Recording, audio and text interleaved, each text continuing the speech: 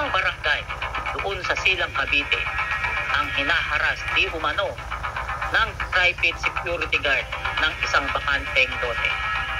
Kamuti. May bakod naman po, di ba? May bakod. Oh. Kung may bakod, bakit nandito kayo?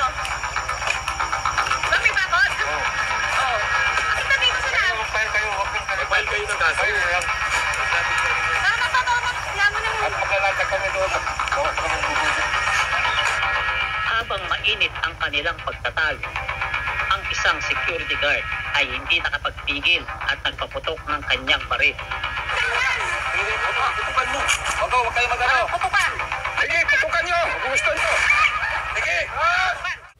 Yun, good morning mga Dabber Gods. It's me, Boy Sardinas TV. Meron tayong re-reaction ngayon pero hindi about muna sa ating mga kasamahan, mga defenders ng TVJ or sa TVJ. Meron dito kasi guys, re-reactionan natin at panonood ko sa inyo at nanggigigil din kayo at tataas ang presyon nyo kaya maghanda kayo ng pambipi nyo dyan, no? Meron ditong security guard na talaga naman kahit may video nagpapaputok, no? At sa bandang huli tingnan natin kung papatiklopin to ng ating alkalde, no? Alkalde ng lugar. Tingnan natin, sabi niya tawagin nyo. Pero panoorin muna natin itong video na to at nanggigigil kayo. Ito, let's go. Kung sa Silang Cavite, ang Silang Cavite. di umano ng private security guard ng isang bakanteng lote. Kamuti. May bakod naman po, di ba? May bakod. Oh. Kung may bakod, bakit nandito kayo? Ba may bakod? Oh. Bakit nandito sila? File kayo, huwag kang kayo. File kayo ng kaso. Ngayon tayo, nagbibideo lang ako. Yaman na At maglalata kami doon. Habang mainit ang kanilang pagtatalo, ang isang security guard ay hindi nakapagpigil at nagpaputok ng kanyang baril. Hindi, putukan mo. Huwag kayo mag-ano. putukan. Sige, putukan nyo. Kung gusto nyo. Sige.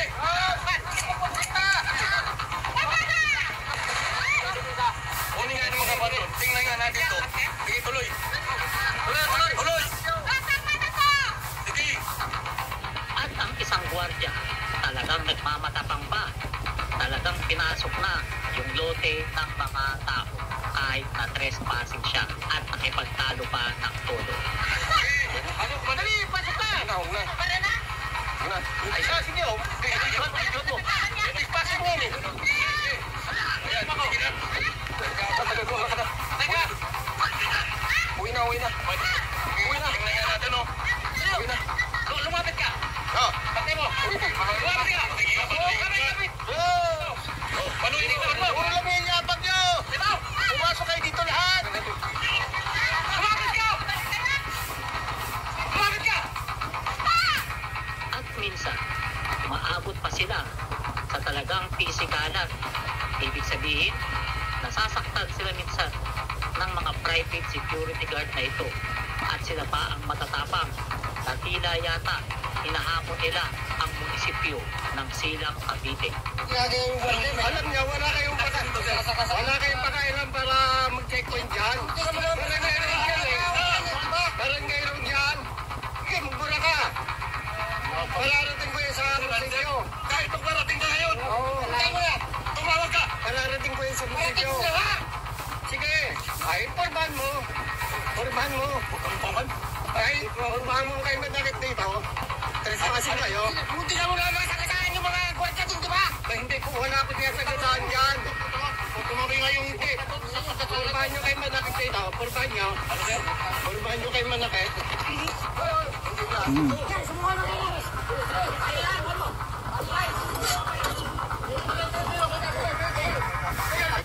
Yun mga Dabber Gods, no? Sinaktan na, sinipa na yung tag dito, yung dumaan yun eh. May checkpoint yan, nagche-checkpoint sila, so parang private to. At ay meron ba silang dahilan o meron ba silang karapatan na mag-checkpoint doon at bawalan yung mga residente doon, mga Dabber Gods. So nauwi sa ganitong mga karahasan, no? Eh kung walang video to, baka nabaril na yung babae natin. Nako, grabe. Tingnan nyo yung mga security guard ito, tatapang lahat, mga nakabunot ng baril. Ay grabe. samantalang normal na tao lang yung kausap nila, ni walang kutsilyo, ni walang pampalo, ni walang mga nakahawak ng baril, mga nakakasa. Ay nagpaputok pa, katapang pa sa nasa naka-video siya, wala siyang pakialam. At yung itong si Manong na isa, ay tumawag ka pa, sabi pang ganon. Ay grabe, katapang pala tong mga agency ng mga security guard na to. Tama ba to sa pagiging security guard, na nangaharas sila ng ng mga tiga Cavite area, Ay grabe. At ay yun na nga, nasipa na nga, dito nakita, tumurit yung camera So tingnan naman natin. Kitang-kita sa video na ito ang pagiging arrogante ng mga security guard na ito, na tila yata talagang hinaharas at binubuli na ang mga tao diyan sa barangay sa Silang Cavite. Kasi ito ay barangay road. Anong ginawa sa inyo, sir? Nung nagtatalo kayo, kita namin sa video. Nilalang pa Tutulong-tulungan nila kami, minura, binantaan, sabi pa nung isa, yung si Cervantes. Bakit kasi hindi nyo pinutukan ng gulong Pwede nyo naman barilin niya sabi nga. Tapos sinutusan nyo yung isang bagay pa na kumuha pa kayo ng baril. So medyo natakot na kami kaya kami pumasok doon sa aming gate. Bali nakapile na yung kaso sa CC Wilson. Nasaktan daw si bata? Hindi. Nasaktan yung isa naman may gas-gas dito. Tapos ako, ito mag-apply ko dati. Tapos ito may flat foot ko. Ito yung nararamdaman ko ngayon naman. Parang kumariwa yung flat.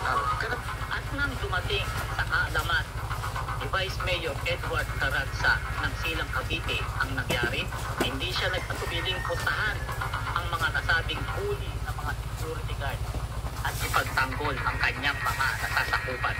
Ito, panoorin nyo kung paano sila sinabot ni Vice Mayor. Hindi ko gusto yung maraming... Ayan guys, si Vice Mayor sa Cavite. Bago mag-checkpoint, bawal na sila mag-checkpoint na hindi maglalagay isa and set yung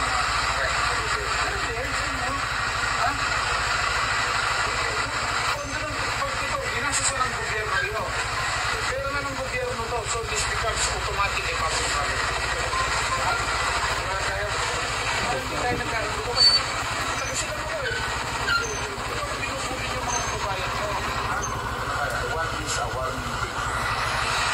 Do not set a checkpoint for public property. Okay? Kung tigigil nyo na yung pagpupuli dito. Isikil nyo lupa, huwag yung tao ang babantayan. Okay? Galang nyo yung mga kapatan ng tao na ito yung kabayan ko. Ayoko nang binubuli sila, ayoko nang binubuli sila. Kasi ako, ayoko din ang buwan niya, binubuli ng mayayaman. Kasi pulis ako. Okay? Pulis pala si Vice Mayor. Dati siyang pulis.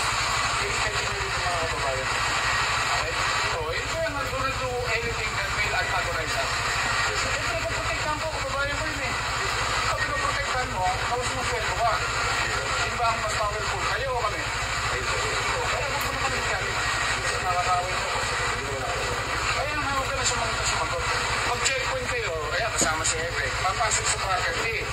Dito, bawal kayo mag-checkpoint sa kalsada. Ano sabihin mo? Ako bisa. Alamin niya rin yung rights ng tao. Hindi yung kung ano utosan niya, sunod. Siyempre, tawag mo kung tinatakdan, ha? Okay, huwag yung sasabihin na pamagin ng munisipyo. Ito naman munisipyo eh. Parang na lumalabas na yung control. That's your statement eh. Saka pakiusap kami sa lugar. Huwag natin takutin ang presidente. Sabi niya, do your job. Ang utos, bawal magpasok. Ang gamit do your job. Pero walang sabi ka.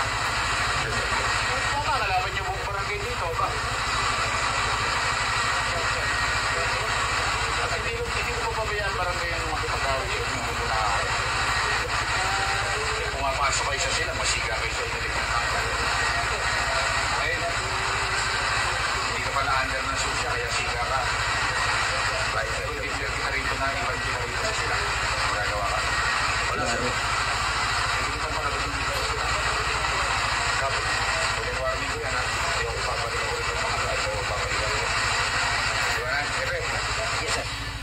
Alright. So grabe, no? So yun na yung ano, yun doon na natapos yung trending video na yan. Nung nagsabi pa siya, tumawag ka na sa munisipyo, aba may pinagmamalaki tong si Manong. Eh nung pinuntahan naman pala, tiklop naman pala ang itlog. Ay nako. Yes sir, yes sir. Yes sir, nang yes sir. Nako. May mga baril lang kayo kaya napakatapang nyo. Lahat kayo mga nakabunot na kaagad eh. Samantalang matanda na pala itong hinarang nyo at ay pinagalitan nyo, no? Tapos hindi naman pala kayo, wala naman pala kayong karapatan na mag-checkpoint dyan sa daan na yan at walang utos dyan sa inyo. Yung private property, ang inyong bantayan, hindi yung daan, no? Iba't inaangkin ba ng mga tiga Cavite yung daan na yan? Dumadaan lang sila, nakamotor lang sila, no? O bakit inangkin ba yung private property na binabantayan nyo? Nako, may bakod naman. Ay nako. Tapos kala mo kung sino tong mga to na may na armado itong si Manong, na talagang halos pinagtulungan nila na sinipa pa o sinuntok ba yun. So ayun, naka-blatter na yun, may kaso na rin po yan. Kaya tuloy ito yung ano na to, yung kaso na yan mga cadaver cats. Kasi nanakit na to eh. Gigil na gigil eh, no? Kita nyo? Gigil na gigil. Ay grabe. Tapos itong security guard na nagpaputok, dapat to, matanggalan to ng lisensya. Kasi bakit siya magpapaputok? Bakit may commotion ba na nangyayari? Bakit siya nagpaputok ng baril? Nagpaputok pa siya sa taas mga cadaver cats. Eh kung yung ano na yun, yung bala nun, yung pumunta sa taas, pag bumagsak yon at natapat sa maraming mga bahay, buta sa mga ulo ng mga tatamaan nun. Kasi kung ganong kabilis ang impact ng bala sa padiretso, ganun din ang impact nun pag pababa na, kasi sobrang taas na nun, babagsak sa lupa. So pag tinamaan ka niya sa ulo o sa maanuman, ay may pagkakalagyan ka, no? So tinan nyo, nakakagigil yon. Itong si Vice Mayor, shoutout po, maraming salamat po sa pag-action nyo, no? Kasi kung hindi nyo po yung pinuntahan, ay baka uulitin po nila ulit yan sa mga kababayan po natin dyan sa Cavite, no? At dyan naman po sa ahensya ng security guard na yan, mali po yung ginawa nyo na yan.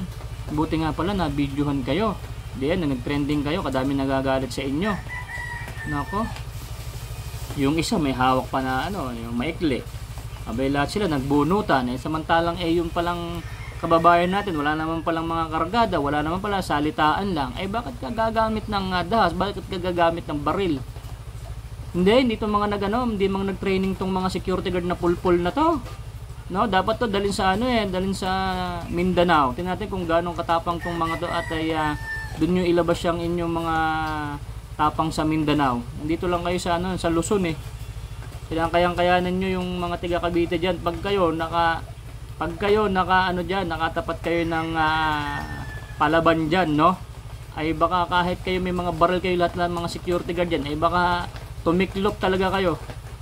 So shoutout kay Vice Mayor ng Cavite, maraming salamat po. Inaksyon nyo kaagad, pinuntahan nyo kaagad yung mga security guard, yung mga pulpul na yan na nagtatapang-tapang, no? Dito ko nang gigigil sa isa yung tumawag ka sa munisipyo, tumawag ka. Ay grabe, nakakatakot. Nung napunta naman si Vice Mayor dyan, tameme ka na, itlog mo umurong, no? Umurong naman na din itlog mo.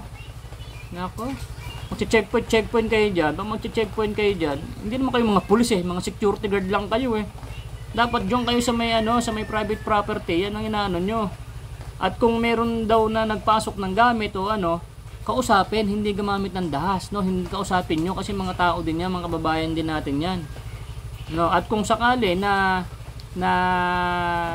nagsasapilit sila, huwag niyong gagamitan ng mga baril-baril o pananakot. Isumbong niyo sa barangay ito, pero hanggat hindi gumagawa yung kababayan natin ng dahas diyan sa inyong compound o diyan sa pinag-aanohan niyo, binabantayan niyo, huwag kayong gagamit ng baril. Pag nakabaril ba kayo, pag nabaril niyo ba yan si Manong, kaya niyong buhayin yung kanyang pamilya? Nako. At sinasabi ko sa inyo, yung mga gwardiya na yan, pag kayo nakabaril ba ng kababayan natin, kaya ba kayong panagutan ng inyong agency? Palagay ko, kulang nga yung mga sweldo nyo dyan eh.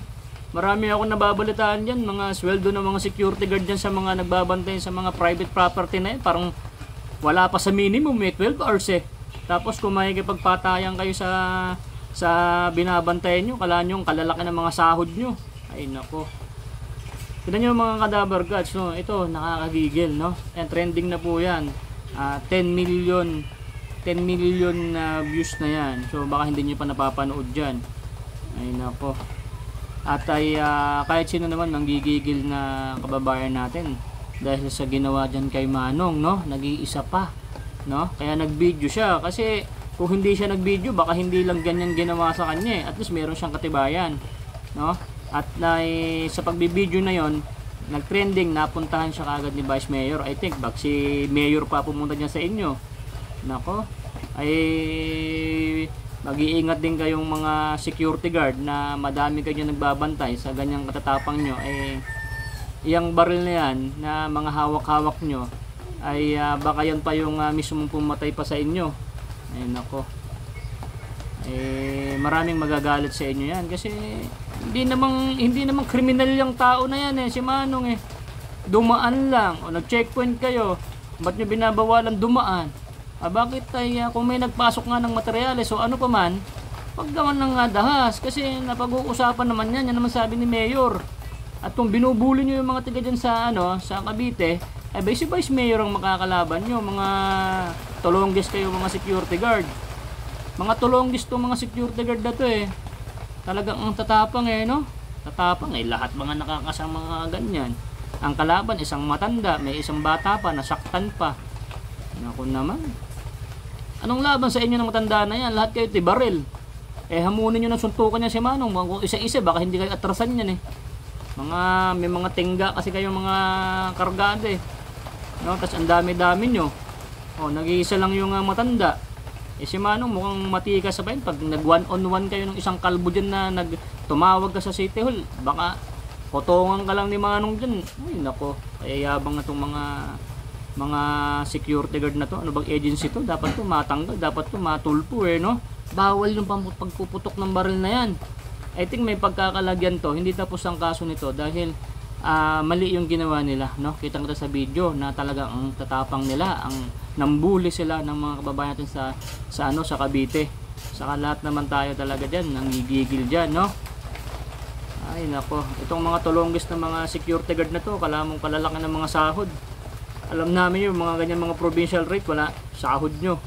Ay nako, kung yung sahod nyo sobrang liliit, makikipagpatayan pa kayo, makikipagganyan pa kayo, malamang tanggal yung security guard na yan, yung nagpaputok ng baril na yan. Mga nakaganon pa yung isa, sige, pumasok. Anak ng tipaklong, wala namang mga karga yung mga kababayan sa Cavite na mga kababayan natin, wala namang mga sinabi sa baril nila. Ay nako, mga tulonggis, mga security guard to, mga cadaver guards, no?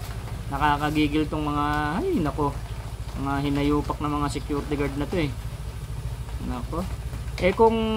Kung may bawal dyan, sana yung munisipyo ang nagbabawal na wag dumaan yung mga kababayan natin dyan. Kayo, private kayo ba't sa inyo na ba yung ang daan? Narinig nyo ba? Ang nagpagawa ng daan na yon is government, kaya government property yan, no? Hindi sa inyo yan, mga baliw.